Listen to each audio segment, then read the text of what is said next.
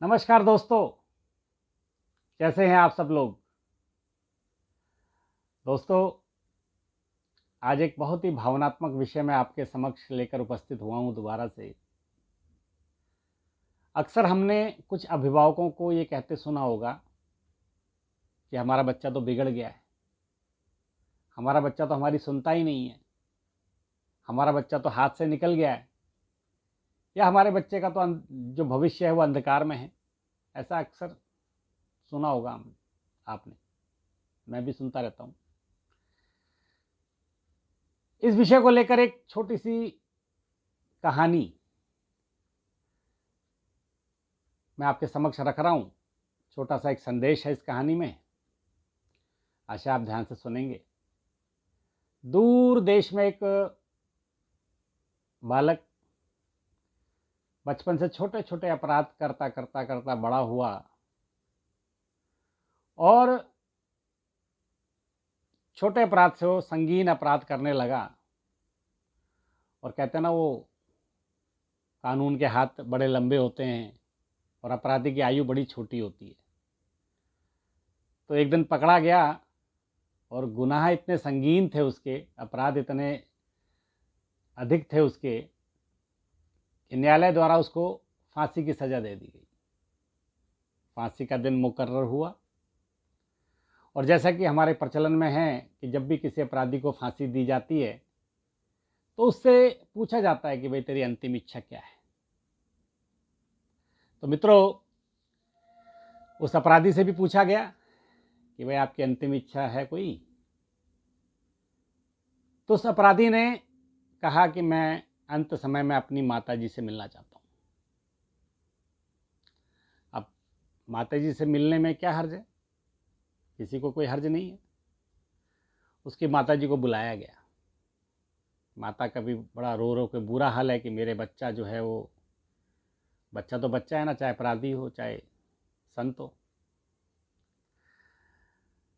अपराधी के सामने माताजी को पेश किया गया तो अपराधी ने इच्छा जताई कि मैं माताजी के कान में कुछ कहना चाहता हूँ, कुछ उनको संदेश देना चाहता हूँ, और मैं चाहता हूँ कि ये संदेश बड़ा गुप्त रहे और कोई ना सुने इसको। तो कोई बहुत बड़ी डिमांड नहीं थी। उसने माताजी के कान में कुछ कहने का प्रयास किया तो माता ने भी अपना कान उसके आगे कर दिए। तो कहते हैं मित्रों, उस अपराधी ने अपने माता के कान जोर से काट दिए, लहूलुहान कर दिया। माता भी बड़ी तेज चीखी और उसको कहता ना, डर भी है और आश्चर्य भी है, दोनों बातें उनकी आंखों में आई। तो अपराधी ने माता को एक बड़ी गूढ़ बात कही कि माँ, जिस समय मैं स्कूल से पहली बार एक पेंसिल चुरा के लाया था ना, अगर उसी दिन तू मुझे ऐसी कोई सज़ा दे देती तो शायद मेरा आज ये हश्र नहीं होता। धीरे धीरे करके जो माँ का प्रोत्साहन था चोरी के लिए, उस प्रोत्साहन ने उस बालक को चोर बना दिया और चोर से अपराधी बना, और अपराधी के कारण उसको आज फांसी की सज़ा हो रही है। मित्रों, छोटी सी कहानी है, संदेश बहुत बड़ा है इसमें। मेरे एक मित्र हैं, अक्सर उनके सास ससुर जो है, जब भी वो अपने बच्चे को डांटते हैं तो बड़ा गुस्सा होते हैं और कहते हैं कि मेरे सामने, हमारे सामने हमारी नातिन को नहीं डांटना। लेकिन वो दोस्त मेरा बड़ा चतुर है, बड़ा ज्ञानी व्यक्ति है। वो कहता है मैं आपकी वजह से मैं इस बच्चे का भविष्य खराब नहीं कर सकता। और फिर भी वो डांटता है उसको और डिसिप्लिन में रखता है।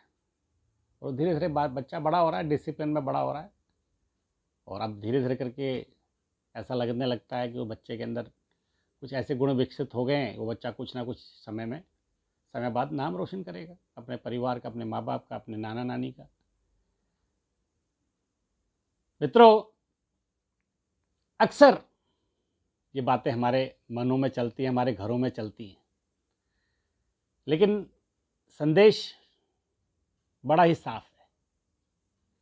जिस दिन आपने पहली गलती बच्चे की माफ़ कर दी, उस बच्चे को प्रोत्साहन मिला।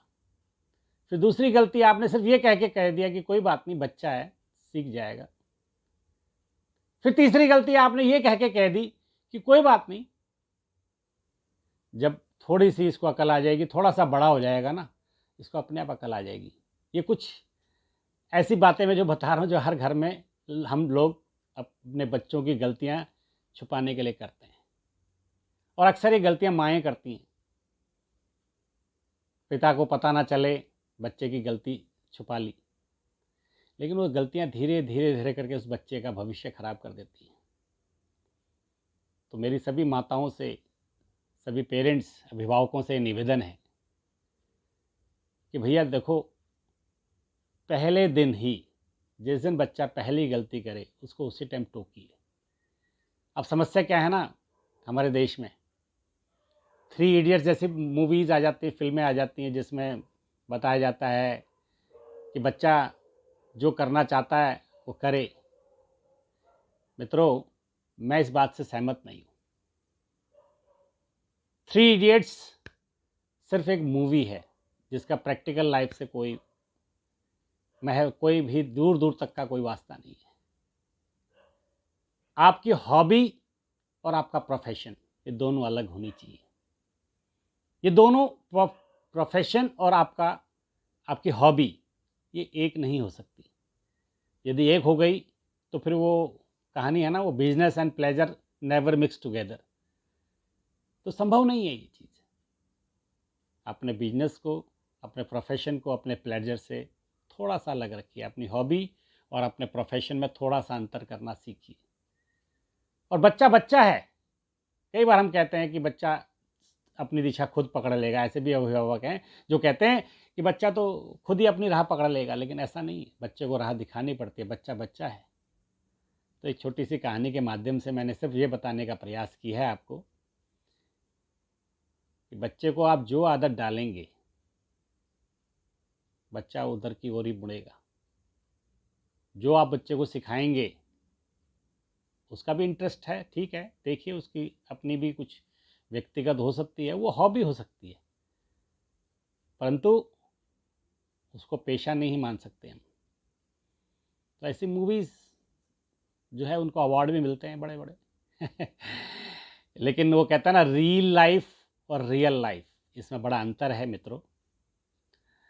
आज का बच्चा कल का भविष्य है हमारे देश का। तो उनको अच्छी आदतें दीजिए, उनको अच्छे गोल्स दीजिए, उनको अच्छा टारगेट दीजिए, और उनको प्रेशर में मत आने दीजिए, स्ट्रेस मत दीजिए उनको। लेकिन एक स्वस्थ प्रतिस्पर्धा, प्योर कंपटीशन जिसको कहते हैं, हेल्दी कंपटीशन, वो ज़रूर होना चाहिए बच्चों में आपस में। तो ये छोटा सा मैसेज आपको कैसा लगा, ज़रूर कमेंट बॉक्स में कमेंट करें। और क्योंकि देखिए मित्रों, हमारी जो आयु है ना, अब वो अधिक इसमें हम ज़्यादा बोल नहीं सकते। अब जो भी कुछ है, हमारी आने वाली जो पीढ़ी है वो डिसाइड करेगी। लेकिन फिर भी अभिभावकों को, पेरेंट्स को मेरा एक छोटा सा संदेश है कि अपने बच्चों को अच्छी कंपनी दीजिए, अच्छे मंदिर जाइए उनके साथ अच्छे कीर्तन इत्यादि जो होते हैं, सत्संग होते हैं इत्यादि, उनमें भी उनको लेके जाइए। आमतौर पे बच्चे को लेके नहीं जाते और कह देते हैं हम जाके कि हमारे बच्चे को तो ये पसंद नहीं है, मंदिर जाना पसंद नहीं है, और बड़ा हम गर्व महसूस करते हैं कहते हुए। लेकिन नहीं, आप उनसे आग्रह करिए, लेके जाइए उनको ऐसे अच्छे स्थानों पर भी, सेवा कार्यों में लेके जाइए उनको। उनके अंदर भी कहीं ना कहीं एक, जिसको कहना चाहिए, वो आदत पनपनी चाहिए। तो छोटे से कहानी के माध्यम से एक संदेश मैंने आपके समक्ष रखा है, स्पेशली अभिभावकों के लिए, पेरेंट्स के लिए, और ख़ासकर माँओं के लिए। बुरा ना माने, लेकिन थोड़ा सा अधिक दायित्व बनता है हमारी माताओं का, मदर्स जिसको हम कह सकते हैं। तो छोटा सा संदेश, इसको आपस में साझा करें, शेयर करें लोगों के साथ, और जितना अधिक जिसको फैला सकते हैं फैलाएं।